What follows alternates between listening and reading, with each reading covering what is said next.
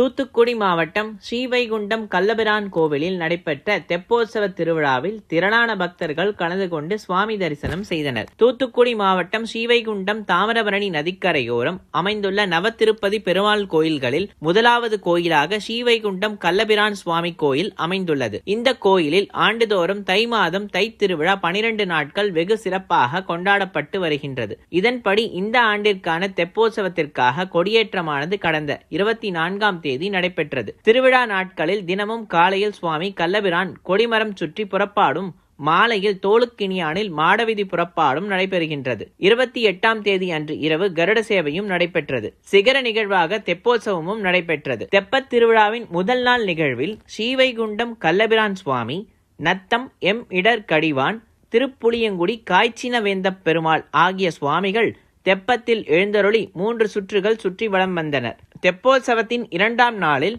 கள்ளபிரான் சுவாமி தாயார்களுடன் தெப்பத்தில் மோகினி அலங்காரத்தில் எழுந்தருளி காட்சியளிக்கின்றார். இதற்கான ஏற்பாடுகளை கோவில் நிர்வாகத்தினர் செய்துள்ளனர்.